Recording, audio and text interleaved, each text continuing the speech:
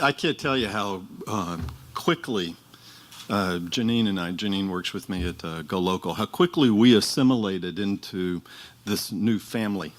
We met Tawny through Orrin and then Hezekiah, and then it seemed like overnight we were immersed into this and realized what a role there was for GoLocal, for sustaining technologies to help preserve what has been described to you by nearly everyone here tonight, and what most of you probably already knew, is that this is a booming economy that no one sees. It's the invisible economy that is larger than, for example, just from consumer sales. I'll give you a couple examples, then we'll get into more numbers later. Consumer residential sales, so residents of Sonoma County consume $50 million in wine each year, $68 million in beer, and based on my estimates, which is on the low end, $126 million in cannabis products. The ICF projects it's $210 million, but I'm a little more conservative on those numbers. That was a real wake-up call for me. But you know, one thing I want to say now, because we'll talk about more numbers and the economic part of it during the panel discussion. But as an economics and marketing guy, there's one thing I was ignorant about, and it was about the alcohol prohibition. And I thought, you know, it'd be worthwhile to study that before I tried to understand the cannabis prohibition and all the things that we were going through. And history does repeat itself. A lot of the same sort of things that we saw happening and that we learned from alcohol prohibition. And the main thing is that when you try to prohibit the freedoms and the liberties of one group of people, to try to make them a better human being based on your definition of that, you create the kind of lawlessness that corrupts, and it corrupts both the lawmaker and the lawbreaker in a ways that is very deep and profound. And I think that we're at a point in history where we're seeing that reversed, where we're seeing that changing. And it's an exciting time to be in that. And I just want to say, for both the introduction of alcohol prohibition by the Wets was made on economic premise, that it was going to improve the economy.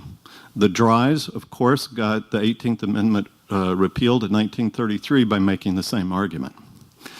And so I just wanted to say that I think that there are social aspects, political aspects, and other things, and as much as I can tell you, and I've looked at the economics, it is amazing for what we can accomplish with that, but that isn't the reason why we should do this. We need a whole community. We don't need a underground criminalized community that coexist with this. We need to blend these two, and so the economic work that we have to do is as much social as it is anything. The money, the capital, the business transactions are already in place. We just have to surface them in a caring and respectful way. And the one thing that was most astounding to me as I was doing this research is that if you think about how many of you drink a glass of wine each night with dinner, just a glass of wine each night with dinner, you're in the top 30% of alcohol consumers, meaning you're in that top 30% of drinkers. If you consume 2 glasses of wine each night, you're in the top 20%. And if you want to make your way into the top 10%, you got to drink 10 glasses, 10 drinks per night. And that our alcohol industry would, if the top 10% of alcohol consumers only just curb their consumption to the decile just below that, our alcoholic beverage industry would crash by 60%. This is an astonishing number of that our alcoholic beverage industry is perpetuated by an overconsumption. And the thing that we need to be mindful of is the same thing can happen within the cannabis industry. And so I second Hezekiah's opinion that we need to grow this with a lot of thought and a lot of care.